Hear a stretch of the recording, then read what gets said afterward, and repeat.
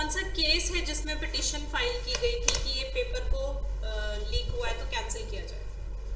एक तो grace marks की बात हुई थी, एक पिटीशन फाइल हुई थी कि ये जो एग्जाम है बिकॉज ये इसके में अनफेयर मीन्स यूज हुए हैं तो इसको कैंसिल किया जाए। उसका केस का नाम आपके लिए बहुत इंपॉर्टेंट है। और दूसरा, इस वजह से हमारे इंडिया में, सोचो इंडिया में पहली बार ऐसा लॉ आया है जो इन चीजों को पनिश करे, ठीक है। सो the name of the law is very important for your exam, because ये कुछ ऐसी डेवलपमेंट्स हैं, ये तो आप याद करते रहते हो फर्स्ट ये, बट ये चीजें आपके लॉ के एंगल से इंपॉर्टेंट है। So you need to note down the case, लिख लो। सो बेसिकली नीट के एग्जाम में ग्रेस मार्क्स की पहले तो बात हुई थी, ठीक है, because of paper leak, right. Then supreme court में एक पिटीशन डली थी, right. We had filed a petition by the name of Shivangi Mishra and others. Shivangi Mishra and others. Suppose your Punjab judiciary, I'm just saying suppose, comes by the month of December or January. ठीक है, suppose, I cannot leak anything about that, but suppose it comes. So ये question आने के highly likely chance है, ठीक है। सो ऐसे questions पे डबल स्टार्स बना लिया करो जो कि आपके लिए बहुत इंपॉर्टेंट मैटर्स है, right. Major developments of a country. So Shivangi Mishra and others versus national testing agency and others, right. इसमें उन्होंने कहा था कि जो नीट का एग्जाम है उसको कैंसिल करो because there is alleged paper leak, ठीक है। इसमें दो डेवलपमेंट्स हुई हैं। पहला तो उन्होंने कहा नोटिस सेंड करो सेंटर सरकार को एंड नेशनल टेस्टिंग एजेंसी को, ठीक है, जिससे कि जो जो चीजें अफेक्टेड हुई हैं उसके ऊपर हमें क्या चाहिए, जवाब चाहिए, राइट। जो हो चुका होता है उस पर तो मैं कहता ना मिट्टी पाओ, वो वाला काम किया, right. So the government said कि जो अफेक्टेड चीजें हैं उसके ऊपर हमें जवाब चाहिए कि क्यों हुआ, ये आगे ना हो, that is very important in our country, ठीक है। सो इसको लेके हमारे पास first time in our country we have a new law, the public examinations prevention of unfair means, the public examinations prevention of unfair means act 2024, ठीक है। ये हमारी कंट्री में पहला लॉ है जो कि ऐसी अनफेयर प्रैक्टिसेस को क्या करता है, the word here is punish. जिसमें लिखा गया है बेसिक प्रोविजन ये है कि लेट्स से यूपीएससी का पेपर है, एसएससी का पेपर है जो मार्क्स देता है, ठीक है। Most of your people give these exams, CUET का पेपर है, एनटीए के थ्रू पेपर हो रहे हैं। अगर इसमें आप कोई भी अनफेयर मीन्स यूज करते हो, so the first punishment given is 3 to 5 years of jail plus, mind you the word here is plus, it is not और, ठीक है। सो एक तो आपको फाइन देना पड़ेगा प्लस 10 लाख का फाइन है प्लस 3 to 5 years की क्या है, जेल, ठीक है। सो हमने दोनों तरीके से पनिशमेंट को रखा हुआ है, डेटरेंट पूरा रखा हुआ है कि अगर कोई करेगा तो ये आप पे फाइन इंपोज किया गया। अब इन्होंने सर्विस प्रोवाइडर्स पे भी कर दिया। सर्विस प्रोवाइडर्स कौन होते हैं, जो कंडक्ट कराते हैं, ठीक है, बेसिकली ऑल द एजेंसीज। उन्होंने कहा कि अगर सर्विस प्रोवाइडर भी इन्वॉल्व है इस चीज में तो उसकी पनिशमेंट क्या रखी है, अप टू रुपीज, इमेजिन करो कितना होगा, दैट इज 1 crore फाइन, ठीक है। सो उनके ऊपर फाइन की प्रोविजन कितनी रखी है हमने, up to rupees 1 crore fine, which is very heavy on a agency. जो थू और बदनामी हो जाएगी वो अलग, right? So we now have a law in place in our country which is very very important for your current affairs. एक और लॉ है जो आपके लिए इम्पोर्टेंट है, दो लॉज का नाम आपने आज याद रखना है। हमारा Indian post office act repeal हुआ था, ठीक है, अगर आपको याद हो, पता है किसी को क्या नाम था उसका, इंडियन पोस्ट ऑफिस एक्ट 1898, ठीक है। इसको रिपील कर दिया गया था और अब हमारे पास नया लॉ आया है, Indian post office act 2023,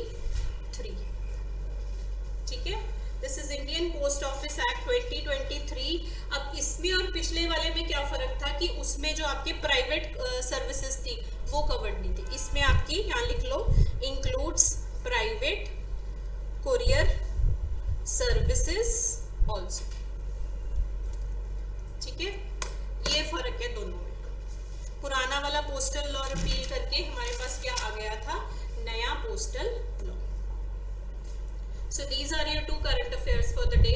last के 5 मिनट में ऊपर ले करेंगे। फर्स्ट ये कौन था, फर्स्ट वो कौन था। And first of all I will always give you the list of women because highly likely chances सबसे पहले किस चीज के होते हैं, हमारी कंट्री में जो भी अभी फर्स्ट वुमेन बन रही है कुछ भी whatever, ठीक है। So I will share 5-7 names that you have to write down जिसके चांसेस ज्यादा हैं, right. So let's first come back to our constitution. कौन सा आर्टिकल कर रहे थे हमने प्रियम्बल कर लिया, स्टार्टिंग कर ली अपनी कॉन्स्टिट्यूशन की। हमारे कंट्री का सेटअप क्या है, sovereign, socialist, secular, democratic, Republic, SSSDR, ठीक है। उसके सारे केस लॉज कर लिए हमने, सारी जजमेंट्स कंप्लीट कर ली। Then we came to fundamental rights. हमने स्टार्ट किए फंडामेंटल राइट्स। कौन इंश्योर करता है हमारे फंडामेंटल राइट्स, स्टेट, ठीक है। सबसे पहली डेफिनेशन किसकी पढ़ी है हमने, state, that was under article 12। State में से 2 क्वेश्चंस आते हैं, पहला आता है अदर अथॉरिटीज पे, सेकंड आता है जुडिशरी पे, ठीक है। उसकी सारी जजमेंट्स आपको गो थ्रू करनी है। That day we had started with article 13, I think 13(1) and 2 दोनों हो गए। अंबिका नहीं हुआ, Ambika is the main case, ठीक है। So let's start with article 13। Quickly rewind करते हैं। 13 में हम क्या पढ़ रहे थे, laws inconsistent with fundamental rights. वो वाले लॉज जो क्या है, inconsistent with the fundamental rights, ठीक है। अब हमारा इस जो सिस्टम है इसको हम कहते हैं जुडिशियल रिव्यू। अगर आपको पेपर में क्वेश्चन आ जाता है which is the article on judicial review, that is article 13। क्योंकि अगर हमने किसी लॉ को कहना है कि भाई ये कॉन्स्टिट्यूशन के साथ नहीं मैच कर रहा, तो कौन कहेगा, your supreme court basically. So that does it through the process of judicial review. So that day we had done कि ये आपकी कॉन्स्टिट्यूशन आई है, ठीक है। कब आई है, 26 जनवरी 1950, राइट। इसके पहले कोई लॉज थे that were pre constitution laws. इसके बाद जो लॉज बने हैं that are post constitutional laws. इससे पहले वाले अगर कोई लॉ था, हमने उस दिन एग्जांपल की थी, let's say there is some education act random 1920, ठीक है। 1920 का कोई एक्ट था, दैट मींस 1950 से पहले का, जिसका एक क्लॉज, कोई भी रैंडम क्लॉज क्या कहता है कि इस कास्ट के बच्चों को एजुकेशन नहीं मिलेगी, ठीक है। फिर आ गई आपकी कॉन्स्टिट्यूशन जो इसको क्या कहती है, ये क्या है, डिस्क्रिमिनेशन, ठीक है। सो हम एज पर डॉक्ट्रिन ऑफ सिवियरेबिलिटी और इक्लिप्स इसको क्या कर देंगे, वॉइड डिक्लेयर कर देंगे, ठीक है। इस पोर्शन को, पूरे लॉ को नहीं उठाते। हाँ जी, preferably please ask the doubts after the class, don't stop the flow. Who is there, किसने हैंड रेज किया है, स्पीकर, विल वेट। हाँ जी, you can use the chat box in case आपसे गलती से हो गया है, otherwise you can raise it again, I am waiting. नहीं तो चैट बॉक्स यूज कर लो। अरुणिमा, आपने किसमें 12 लिखा है, 12 किसका लिखा है, बता दो एक बारी।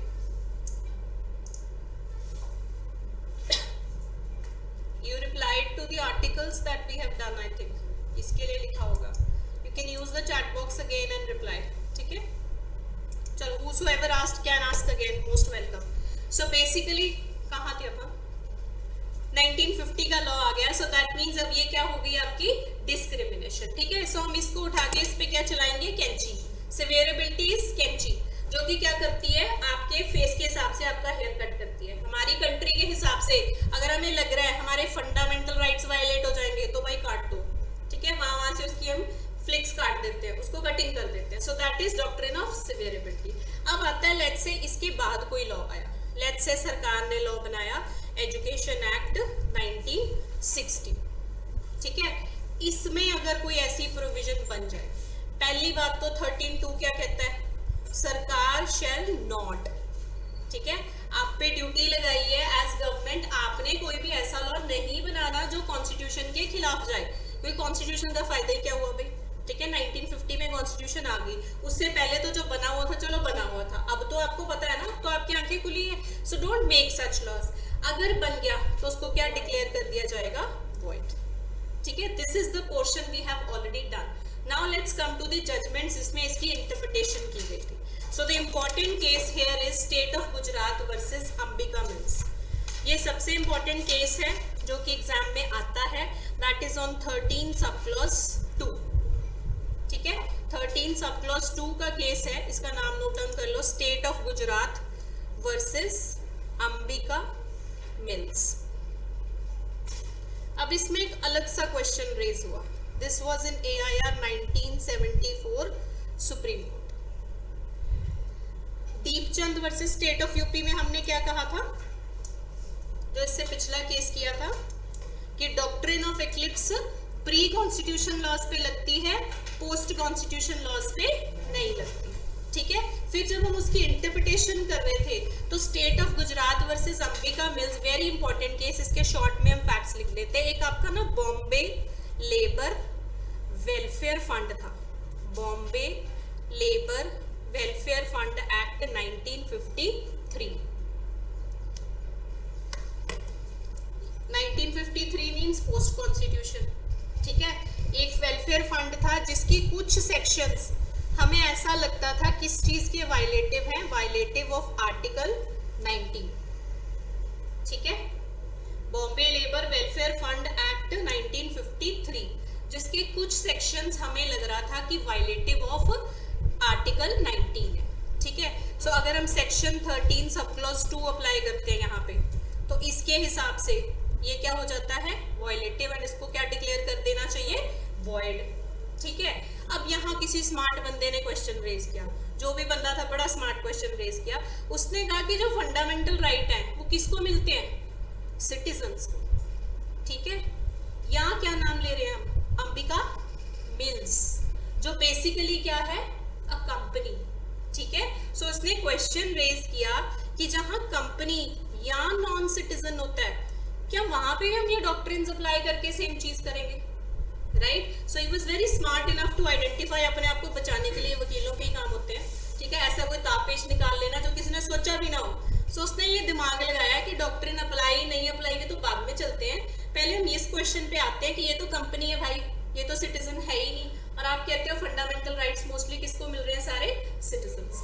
ठीक है, सो यहाँ एक क्वेश्चन है, लिखो, जो उन्होंने रेज किया था, whether the law that is declared void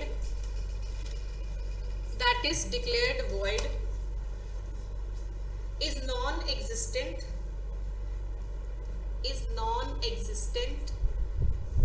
with respect to non-citizens also. I repeat, whether the law that is declared void is non-existent with respect to non-citizens also. उसने कहा भाई सिटीजन पे अप्लाई होने दो, हमें अपना आप बचाना है। सो यहाँ पे उन्होंने बेसिकली 2 रूल्स बनवा दिए। उन्होंने कहा जो तो सिटीजन्स हैं, ठीक है, उनके लिए तो ये लॉ वॉइड हो जाएगा, इनऑपरेटिव हो जाएगा एज पर 13(2). ठीक है, जो यहाँ पे नॉन सिटीजन का केस होगा या फिर कंपनीज का केस होगा, उन पे ये क्या रहेगा, ऑपरेटिव। ठीक है, so that means they had the principle की एब्सोल्यूट नलिटी नहीं होगी, right. This is how the application of the principle started. उन्होंने कहा फंडामेंटल राइट्स, जब सिटीजन्स के बारे में आप बात करोगे वहां तो ये डॉक्ट्रिन अप्लाई होएगी, वो वॉइड डिक्लेयर होगा। ठीक है, जब नॉन सिटीजन का केस हुआ या फिर कंपनी का केस हुआ तो ये ऑपरेटिव रहे। ठीक है, so this was partial application of the doctrine of eclipse. अब आया हमारी कंट्री में नेक्स्ट केस। हमारी कंट्री में अगर आप नोटिस करो सारी लड़ाई केसों की है। एक केस आता है उसमें हम कहते हैं ठीक है, अगले में हम खुद ही कहते हैं नहीं ठीक, राइट। सो आपको पेपर के लिए क्या करना है, उसके ऊपर लास्ट केस तक स्टडी करके रखना। ठीक है, खुदा ना खास्ता पेपर से 2 दिन पहले नया आ गया तो नया भी पढ़ के चले जाना, वैसे इतनी जल्दी पेपर्स में आते नहीं होते। So this is how you need to prepare constitution, right. Next case का नाम लिखो, दुलारे लोध, DULARELODH,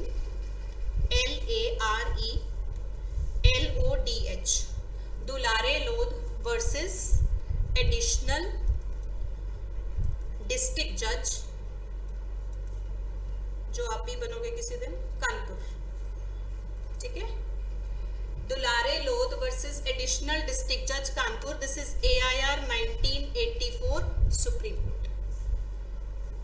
इस केस में उन्होंने क्लियरली कहा कि जो डॉक्ट्रिन ऑफ एक्लिप्स है वो पोस्ट कॉन्स्टिट्यूशन लॉज पे भी अप्लाई होगी, कोई रौला ही नहीं है, ठीक है। They said the doctrine of eclipse will apply on post constitution laws also। उसमें उन्होंने लॉजिक दिया कि जो एक void statute हम डिक्लेयर कर देते कि ये statute void है, हमने कल भी पढ़ा था, वो बेसिकली हम उठा के डस्टबिन में थोड़ी मारते हैं, वही पढ़ा होता है, ठीक है। उसको बेसिकली हम रिपील्ड या डोरमेंट मान लेते हैं उस टाइम के लिए। उसको अगर रिवाइव करना है कॉन्स्टिट्यूशनल अमेंडमेंट के थ्रू, हम उसको रिवाइव भी कर सकते हैं। सो this is the logic that they give. They said void statute can be revived by constitutional amendment। सो हमारी कंट्री में अभी तक ये स्टेटस फॉलो हो रहा है, ठीक है। सो मोटा मोटा देखो तो ये डॉक्ट्रिन्स हम अप्लाई ऐसे नहीं तो ऐसे कर ही लेते, राइट। जब बचाना है तो कंपनी वाले अपनी कंपनी को बचा भी लेते हैं। So the application basically depends upon the interpretation that is done by the courts, ठीक है। अब आते हैं 13(3) पे। 13(3) एंड 13(4) अभी फिनिश करते हैं। 13(3) इज वेरी इजी। 13(3) में हमने क्या पढ़ा था कि लॉ क्या होता है, ठीक है। हम कह रहे हैं ना pre constitution laws and post constitution laws अगर फंडामेंटल राइट्स के खिलाफ हुए तो हम नहीं मानेंगे, हम उनको क्या डिक्लेयर करा देंगे, void। फिर हमने पढ़ा है कि ये जो लॉ वर्ड हम यूज कर रहे हैं इसमें क्या क्या इंक्लूड होता है, क्या क्या नेम्स बताए थे मैंने उसे, ordinances, orders, bylaws, rules, regulations, notifications, custom and usage. अब इसमें आपकी कोर्ट ने कहा कि सिर्फ 2 एक्सेप्शंस है, ओनली 2 एक्सेप्शंस। 2 एक्सेप्शंस कौन सी हैं हमारी कंट्री में जिनको हम लॉ की कैटेगरी में कंसिडर नहीं करते? Those 2 are administrative directions, administrative directions, क्योंकि ये बेसिकली क्या होती हैं, गाइडलाइंस होती है, ठीक है। अब किसी डिपार्टमेंट की एडमिनिस्ट्रेटिव गाइडलाइंस है, अगर उसको भी हम लॉ मानने लग जाएं for the purpose of article 12 and 13, फिर क्या होगा, ये पॉलिसी भी फंडामेंटल राइट के खिलाफ है, ये नहीं कर सकते तुम। डिपार्टमेंट को लेके हम घूम ही जाएंगे, इसी को हम यूज करते जाएंगे, फिर जो कुछ 2-3 RTI के वकील होंगे और वो तो आपकी तो रेला ही बनवा देंगे, ठीक है। सो हमने क्लियरली कह दिया कि जो डिपार्टमेंट की डायरेक्शंस है इसको बाहर रखो इससे, ठीक है। नेक्स्ट हमने क्या किया, हमने कहा जो हमारे पर्सनल लॉज हैं वो भी under the definition of law नहीं फॉल करेंगे for the purpose of article 12 and 13। अब इसको लेके हमारी कंट्री में थोड़ा सा रौला, ठीक है। सबसे पहली जजमेंट हमारी कंट्री में थी state of Bombay versus Narasu Appa Mali, this is 1952। ये लैंडमार्क जजमेंट है अभी भी, even though we have one more judgment after this. आपको बुक्स में एक ही केस मिलेगा, वो ये है, ठीक है, दूसरे का नाम नहीं मिलेगा। So the name of the case is state of Bombay versus Narasu Appa Mali, that is 1952 Supreme court. इसमें एक लाइन लिख लो, it was held by the Supreme Court, it was held by the Supreme Court that personal law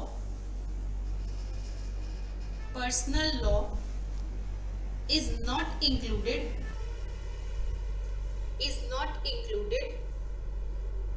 in the expression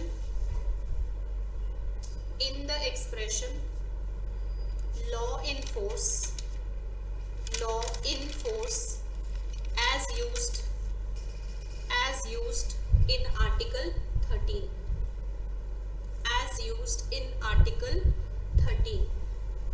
so I repeat again, इसका second case law बताने से पहले, second case law is missing in book, so you note it down, ठीक है।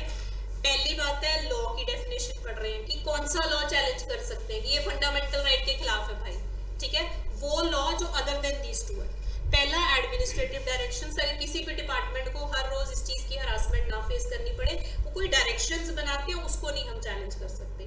दूसरा is personal laws, very sensitive matter in our country, ठीक है, इसको लेके कभी भी हम फंडामेंटल राइट्स की वायलेशन में नहीं जा सकते, जबकि हमारी कंट्री गई है इन वन केस।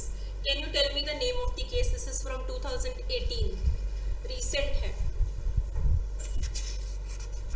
एक टेंपल का केस हुआ था अगर आपको, यस, ठीक है। सो वो एक ऐसा केस है जिसमें हमने यूज भी किया इस चीज को, पर हमने एग्री नहीं किया डर के मारे, ठीक है। So let's note down the case को। क्या नाम था इस केस का? Yes yes, very good. Indian young lawyers association and others versus state of Kerala. धर्म का मामला है भाई, कोई पंगा नहीं लेता, ठीक है, कुछ कह भी देता तो भी मुकर जाते हैं हम, right. So Indian young lawyers association and others versus state of Kerala and others, this is 2018 Supreme Court. कौन सी जजमेंट कहते हैं हम इसको? Name of the temple was, yes, so we call it as Sabarimala judgment. सो इसमें हमने रेशो ऑफ 4/1 मेजॉरिटी से, ठीक है, एक पार्ट को इनवैलिड डिक्लेयर किया था। किस पार्ट को? Rule number 3B of Kerala Hindu places of public worship act, ठीक है। एक हमारा Kerala Hindu places of public worship act था, उसका रूल नंबर 3 का क्लॉज B क्या कहता था कि all the women of reproductive age, जिसमें काउंट कहां से किया गया था 10 to 50, वो कहां नहीं जा सकती? टेंपल नहीं जा सकती, ठीक है। सो इस पे लेके आपकी 2 वुमेन फिर as a protest after that they went to the temple also, और इसको लेके काफी सारा हमारी कंट्री में बवाल हुआ, right, because this is little communal thing. सो इस पे जो हमारी जजमेंट आई थी उसमें 4/1 मेजॉरिटी से हमने rule number 3B of Kerala Hindu place of public worship act को हटाया था। अब किस चीज से हटाया होगा? हटा के, ठीक है, बट हम मानने नहीं कि ये लॉ की डेफिनेशन में आता है। Even though are chief justice कौन थे? जस्टिस चंद्रचूड़। तब जस्टिस चंद्रचूड़ ने इसमें जो हमारा पुराना केस था, ही रिफ्यूटेड द नरासू केस, उन्होंने अपना व्यू पॉइंट रखा।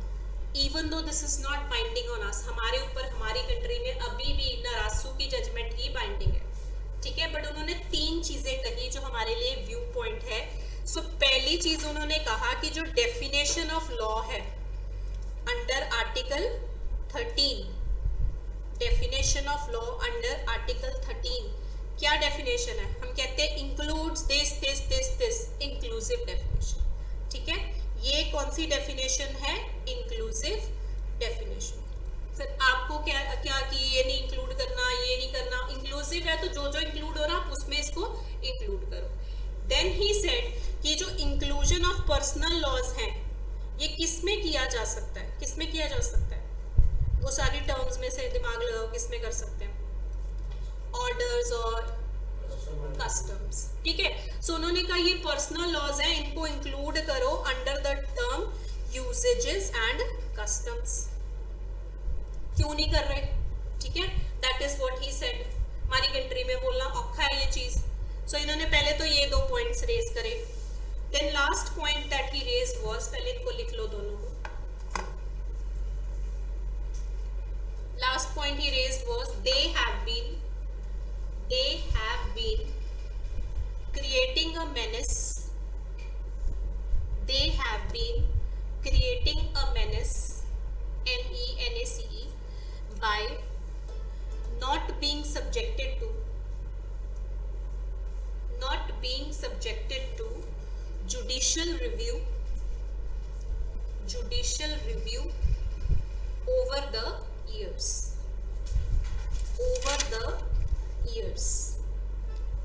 ठीक है, उन्होंने 3 चीजें कही। पहला उन्होंने कहा कि जो डेफिनेशन ऑफ लॉ है वो इंक्लूसिव है, भाई एवं ना बोलो ये नहीं रखना हमें, ये नहीं रखना।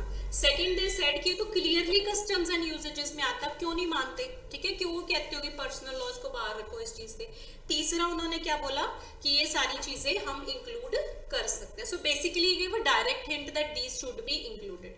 स्टिल हमारे वहां पे एक लाइन लास्ट में आई थी कि जो नरसू की जजमेंट है वो हमारे ऊपर अभी भी बाइंडिंग है on the matter of personal loss, ठीक है। So you can give the reference of this अगर आपको ये पेपर में एमसीक्यू में ऑप्शन में हुआ, ठीक है। अगर framer of the question paper puts it in the option then this is the latest case, right, otherwise Narasu is the judgment that you have to follow.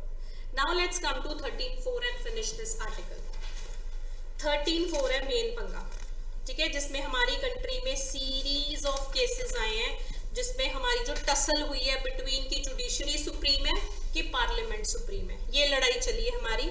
अब आपको एग्जैक्ट चार्ट बनवाएंगे जिस चार्ट की वजह से हमारी कंट्री में डॉक्ट्रिन ऑफ बेसिक स्ट्रक्चर का एवोल्यूशन भी स्टडी हुआ था, ठीक है। So let's start with that. 13.4 में बेसिकली पहला क्वेश्चन क्या आता है that whether an amendment of the constitution amounts to law under article 13, ठीक है, सबसे पहला क्वेश्चन आता है। सेकेंड क्वेश्चन आता है वेदर जुडिशरी इज सुप्रीम और पार्लियामेंट, किस मैटर में, अमेंडमेंट्स के मैटर में, ठीक है। ये दो सवाल हमारी कंट्री में खड़े हो गए। पहला तो आपका क्लियर है, प्री कॉन्स्टिट्यूशन लॉज डॉक्ट्रिन्स लगाई, हटा दो, फंडामेंटल के साथ नहीं है। बाद में अगर कोई लॉ आया, पहले तो आएगा ही नहीं, ठीक है, डर के कोई भी नहीं बनाएगा because it is a deterrent that has been put 13.2 clearly कहता है नहीं बनाना, पर अगर बन गया तो हम डॉक्ट्रिन ऑफ सेवेरेबिलिटी से उसको भी वॉइड डिक्लेयर कर सकते हैं। अब आते हैं, लेट्स से आपका ये बेयर एक्ट है कोई नया, ठीक है, कॉन्स्टिट्यूशन का कहते हैं, इसमें कोई अमेंडमेंट कर दी गई, राइट, वो अमेंडमेंट से हमने कुछ ऐड कर दिया या मॉडिफाई कर दिया। जो भी हमने ऐड किया या मॉडिफाई किया उसमें बेसिकली क्या कर दिया, जो प्रोविजन थी this is against the fundamental right. अभी तक हम किसके बारे में पढ़ रहे थे, बाकी लॉज के बारे में। अब आते हैं अपनी कॉन्स्टिट्यूशन, ठीक है। कॉन्स्टिट्यूशन के बेयर एक्ट में आपने कोई अमेंडमेंट कर दी, कुछ ऐड कर दिया, कुछ मॉडिफाई कर दिया, जो कि किसके अगेंस्ट है, चैप्टर 3 के, that is the provisions of the fundamental right. तो इस पे सवाल खड़ा होना शुरू है। अब इसकी सारी जजमेंट्स नोट डाउन करेंगे। सबसे पहली जजमेंट हमारी कंट्री में है शंकरी प्रसाद, ठीक है, शंकरी प्रसाद। बुक्स में कई जगह केसेस ऊपर नीचे दिए हो, इसको इस सीक्वेंस में लिख लेना नंबरिंग डाल के, ठीक है। Shankari Prasad versus union of India, ये है 1951 सुप्रीम कोर्ट। किसको क्या हो गया,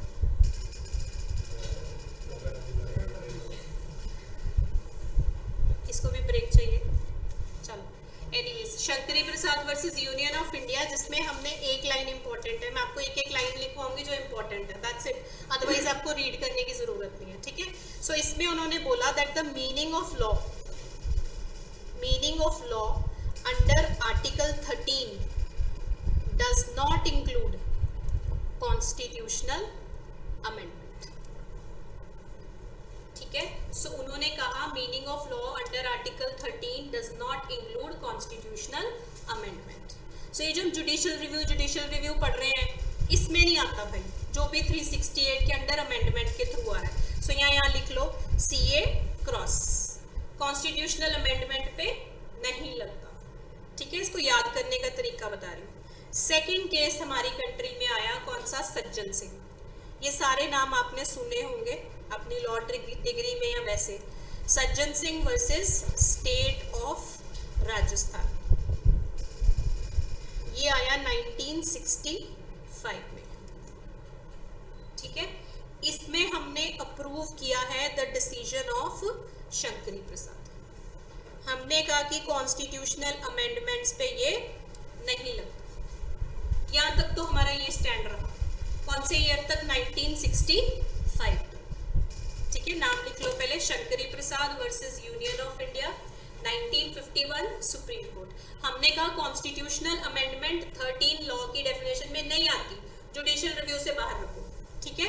सेकंड केस में Sajjan Singh versus state of Rajasthan में भी हमने सेम चीज कही, हमने कहा जो शंकरी में कहा था सेम है, we agree with it, right. अब आया हमारा केस जिसमें हम इससे पलटे, दैट वाज आईसी, क्या नाम है केस का, आईसी गोलकनाथ, ठीक है, versus state of Punjab, Punjab ही पलटी मारता है, right. So I C Golaknath versus state of Punjab, that is AIR 1967 Supreme court. इसमें हमने अलग बात कही, इसमें हमने 3-4 बातें कही। पहले हमने हौली हौली भूमिका बनाई। पहले हमने कहा the power of judicial review is supreme, ठीक है। हमने कहा भाई लड़ो ना, जो पावर ऑफ जुडिशियल रिव्यू वो तो सुप्रीम है, राइट। सेकेंड पॉइंट हमने कहा कि जितनी आपकी अमेंडमेंट्स होती हैं उनको भी चैलेंज कर सकते हैं अंडर आर्टिकल 13, ठीक है। धीरे धीरे चपेट लगाई हमने कहा power of judicial review supreme है, भाई लड़ना नहीं है, right. Then we said amendments जो हैं उनको भी चैलेंज कर सकते हैं अंडर आर्टिकल 13। लास्ट में हमने क्लियरली बोल दिया that the word law under article 13 includes constitutional amendments, right. सो यहाँ पे साइड पे बना लेना, कॉन्स्टिट्यूशनल अमेंडमेंट्स पे इसके हिसाब से अप्लाई होता है, right. This was in the case of IC Golaknath versus state of Punjab. इसमें एक डॉक्ट्रिन भी बनी थी जो बड़ी इंपॉर्टेंट है, पेपर में आती है, बाद में पढ़ेंगे वो, वैसे इसमें नहीं आएगी। बोलना चाहते थे आप, बोलो। Nobody is judging you. कौन सी थी? अच्छा ठीक है, चलो let's come to the next point. इसके बाद हमारे पास केस आया, कौन सी अमेंडमेंट हुई हमारी कंट्री में? 24th, ठीक है। सो नेक्स्ट डेवलपमेंट इज कि पार्लियामेंट ने की 24th कॉन्स्टिट्यूशनल अमेंडमेंट, राइट। यहाँ तो बिल्कुल ही सिचुएशन खराब हो गई। 24th कॉन्स्टिट्यूशनल अमेंडमेंट आई 1971 की, राइट। उससे ही हमने इंसर्ट किया था कौन सा आर्टिकल? आर्टिकल 13 का सब क्लॉज 4, जो क्लियरली ये कहता है कि कॉन्स्टिट्यूशनल अमेंडमेंट्स पे अप्लाई नहीं होगा, ठीक है। क्या कहता है? Any amendment made under article 368 article 13 will not apply, right. So that means it can not be challenged. सो ये हो गया 24th अमेंडमेंट आने के बाद। इसके बाद आया हमारा मेन केस जो है केशवानंदा। हर जगह यही हमारे आते हैं, Kesavananda Bharati versus state of Kerala. Years की सीक्वेंस अगर याद रखोगे, आपको याद रखना बड़ा आसान है, ठीक है। सबसे पहला कौन सा था? 51, then is 65, then is 67, then 71 की अमेंडमेंट, देन केशवानंदा इज 73। सो ये सारे सीक्वेंस में है, right. Kesavananda Bharati versus state of Kerala, that is AIR 1973 supreme court. इसमें हमने चैलेंज किया कि जो 24th अमेंडमेंट है, कॉन्स्टिट्यूशनल अमेंडमेंट, ये वैलिड नहीं है, this is not constitutionally valid, right. तो हमारे जो जजेस थे उन्होंने 7/6 की मेजॉरिटी से 24th कॉन्स्टिट्यूशनल अमेंडमेंट को क्या डिक्लेयर किया? वैलिड, ठीक है। अब यहाँ हम पॉइंट पे अड़ गए, अब हमने कहा हम इसी पॉइंट पे स्टिक करेंगे। So in the case of Kesavananda Bharati versus state of Kerala, challenge हुआ कि जो 24th कॉन्स्टिट्यूशनल अमेंडमेंट है ये वैलिड नहीं है, but in this case by 7/6 majority, कितने जजेस थे इसमें टोटल? 13, राइट। सो 7/6 मेजॉरिटी से हमने कहा कि ये जो अमेंडमेंट है, sorry, this is valid, right. अब इसमें 2 पॉइंट्स बनाए थे आपके, जो लिख लो, they are important, have you written it down? Right. So basically there were 2 points of the judgment. पहला तो उन्होंने कहा जो आपकी अमेंडमेंट्स हैं, these cannot be challenged under article 13। ये तो क्लियरली लिखा है किसमें? 13 सब क्लॉज 4 में। हमने कहा बिल्कुल ठीक है, ठीक है, हमारी जो अमेंडमेंट्स है उनको हम चैलेंज नहीं कर सकते अंडर आर्टिकल 13। सेकेंड पॉइंट हमने बोला कि जो पार्लियामेंट है, ठीक है, उसके पास अमेंड करने की जो पावर है काफी वाइड है। ये टसल भी चल रही थी ना, कौन सुप्रीम है, जुडिशरी या पार्लियामेंट। सो इसमें से जवाब निकल के आया कि जो पार्लियामेंट के पास पावर है अमेंड करने की काफी वाइड है, वो फंडामेंटल राइट्स को भी अमेंड कर सकते हैं। सिर्फ क्या नहीं कर सकते, बेसिक स्ट्रक्चर को चेंज नहीं कर सकते। सो ये जो हमारी कंट्री में लड़ाई चल रही थी, इसका बाय प्रोडक्ट है ये basic structure, right. So these were the two important points that came up in this judgment. अभी भी हम नहीं टिके, ठीक है। हमारी कंट्री एक और अमेंडमेंट लेके आई। कौन सी अमेंडमेंट? 42nd, सबसे ज्यादा पंगे की जो अमेंडमेंट थी हमारी, कईयों ने इसे ब्लैक एक्ट भी कहा था। That is 42nd amendment 1976। कौन सा टाइम था? 75 का टाइम, इमरजेंसी का टाइम, ठीक है। इसको याद रखना है तो लॉजिकली याद रखो, राइट। इमरजेंसी के टाइम पे हमने ऐड कर दिए 2 clause, that was clause 4 and 5 to article 368, ठीक है। 2 क्लॉज ऐड किए हमने to article 368, that were clause 4 and clause 5। क्या कहते थे? क्लॉज 4 कहता था that no amendment under the constitution including the fundamental rights shall be called in question, ठीक है, shall be called into question। that means कोई भी अमेंडमेंट कर लो, चाहे फंडामेंटल राइट में कर लो, कोई सवाल नहीं उठा सकता, ठीक है। इमरजेंसी टाइम के हिसाब से याद रखनी है ये चेंजेस, राइट। सेकंड चेंज क्या आई थी? क्लॉज 5 क्या कहता था? That there should be no limitation. ये क्या हो रहा है भाई, ये कहां से लीक हो रहा है? There should be no limitation on constitutional powers. There should be no limitation on constitutional powers of parliament for amendment of constitution, ठीक है। सो इसमें कहा हमने there should be no limitation on constitutional powers of parliament for amendment of constitution. पहले में तो हम कह रहे हैं चाहे फंडामेंटल राइट्स में कोई अमेंडमेंट कर दे कोई नहीं सवाल उठाएगा। दूसरे में हम कह रहे हैं लिमिट भी ना रखो, हम कुछ भी कर सकते हैं, ठीक है। सो ये पचनी थी हमें? नहीं, किसी ने तो इसको चैलेंज करना ही था। कौन से केस में चैलेंज हुआ था? ये भी हमारा सबसे last and important case, current status, yes, Minerva Mills, ठीक है। So in the case of Minerva Mills जाके हमारी ये लड़ाई शांत हुई, ठीक है। सो इट वाज, ये तो बड़ा खतरनाक सीन है भाई, this is like ice coming out. चलो एनीवेज खत्म ही होने वाला है, इसको भी केसेस से अक गया होगा ये। सो this is Minerva mills versus union of India. कौन से ईयर का केस है ये? 1980, ठीक है। 80 तक की लड़ाई पड़ी है हमने, 51 से शुरू करके 80 तक हम हटे नहीं, बिकॉज तब नई नई चीजें आई थी ना हमारे पास, तो हम ये पंगे ले लेके देख रहे थे। अब तो कोई लेता ही नहीं पंगा इन चीजों पे, ठीक है। सो इसमें उन्होंने आर्टिकल 368 का क्लॉज 4 एंड 5 क्या किए थे? Challenge, right. इस जजमेंट के 3 पॉइंट्स है जो आपको याद रखने, और कुछ नहीं याद रखना है इसमें से। पहला पॉइंट है कि जो आर्टिकल 368 का क्लॉज 4 एंड 5 है वो तो इन्होंने डिक्लेयर कर दिया इनवैलिड, क्योंकि वो क्या चीज से छेड़छाड़ कर रहा था? बेसिक स्ट्रक्चर ऑफ कॉन्स्टिट्यूशन, ठीक है। वो हमारे बेसिक स्ट्रक्चर से छेड़छाड़ कर रहा था, सो हमने उसको हटा दिया। सेकेंड पॉइंट हमने कहा कि जो जुडिशियल रिव्यू है वो हमारी कंट्री का क्या है? Basic structure, right. Judicial review हमारी कंट्री का बेसिक स्ट्रक्चर है। This was held in the case of Minerva mills, right.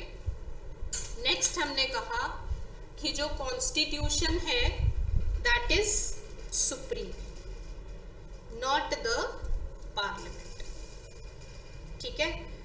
तो जो भी कॉन्स्टिट्यूशन में अमेंडमेंट्स करनी है और जो ये सब कुछ करना है उसमें सुप्रीम कौन रहेगा? कॉन्स्टिट्यूशन, ठीक है, that is judiciary, right. So this was in the case of Minerva mills versus union of India. अब क्या आप लोगों के पास एक चार्ट है, मुझे नहीं पता आपको पहले किसी ने पढ़ाया है क्या, जिसमें डॉक्ट्रिन का एक चार्ट बनाया जाता है कि how did the doctrine amendment से लेके नेक्स्ट तक, डू यू हैव इट और you want to make it? नहीं है? 2 मिनट लगेंगे, चलो बनाओ, जल्दी जल्दी बनाओ। Give the heading evolution of doctrine of basic structure. Evolution of doctrine of basic structure, उससे ये भी आपको याद जल्दी रहेगा। 13.4 सबसे पहले हमारी कंट्री में फर्स्ट अमेंडमेंट जो थी कौन से ईयर में हुई थी? 1951। Sorry so first amendment was in the year 1951। उसमें हमारा क्या चीज ऐड हुई थी? यस, सो बेसिकली कहाँ पंगा शुरू हुआ था? बिकॉज पार्लियामेंट ने क्या ऐड कर दिया था? Added article 31A and 31B। 31A और 31B क्या पावर देते थे? गवर्नमेंट को पावर देते थे, वो प्रॉपर्टी को क्या कर सकते थे? एक्वायर। ठीक है, सो इसको चैलेंज किया गया था किस केस में? शंकरी प्रसाद के केस में। अब आपको केसेस भी ज्यादा इजीली याद रहेंगे। Shankari Prasad versus union of India 1951। Years याद रखने भी सौखे हैं ऐसे। ठीक है, सेकंड हमारा कॉन्स्टिट्यूशन का जो एक अमेंडमेंट था 17th अमेंडमेंट 1964।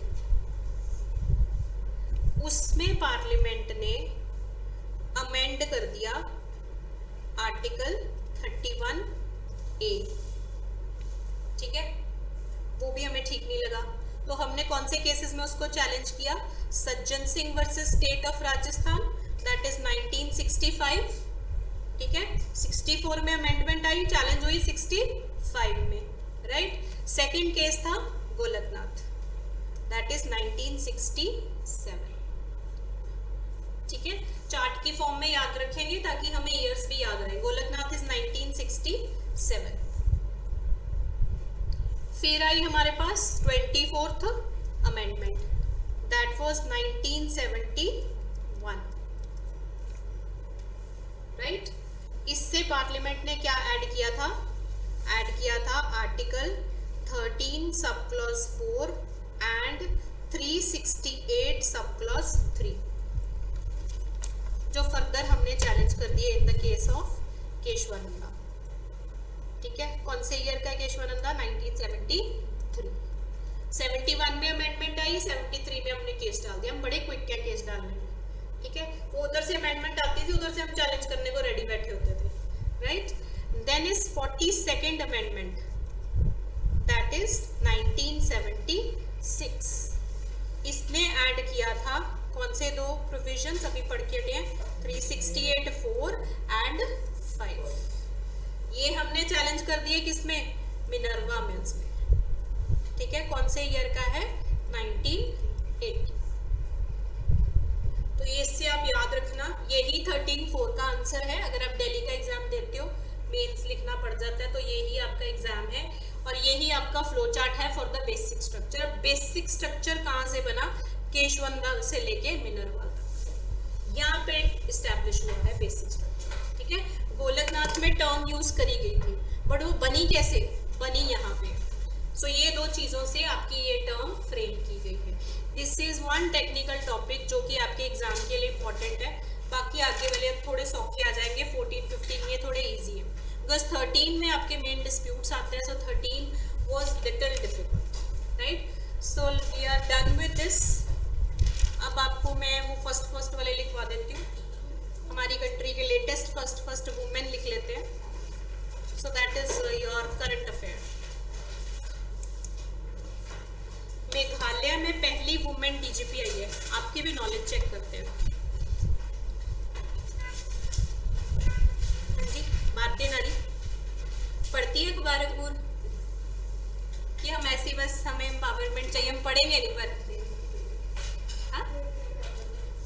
जब दिल करता है, नहीं अब तो पढ़ना है, अब तो पेपर पक्का आएगा। ठीक है, सो बेसिकली मेघालय में these are from last 3-4 months. अब मैं सारा आपको लिखवाना शुरू कर दूंगी लास्ट के 10-15 मिनट में। ठीक है, so Meghalaya gets first women DGP. North east है, ठीक है, वुमेन का आना is very big thing. So basically इसका नाम है IDASHISHA, Idisha Nongrang, NONGRANG, IDASHISHA, Idisha Nongrang. ठीक है. First women DGP of Maharashtra भी आई है, अभी पीछे से ही हुआ था. क्या नाम है उसका? रश्मि शुक्ला. ठीक है, Rashmi Shukla. Then was first women vice chancellor of Aligarh Muslim university. ठीक है, मुस्लिम यूनिवर्सिटी की वुमेन वाइस चांसलर बननी is a big thing, right. So this is one of the very important areas. अगर मैं पेपर किसी जगह बनाऊं टेस्ट सीरीज तो I would use such questions, because ये थोड़ा रेयर चीज है, राइट. सो इसमें फर्स्ट वुमेन कौन सी है हमारी? नाइमा खातून. नाइमा खातून. ठीक है.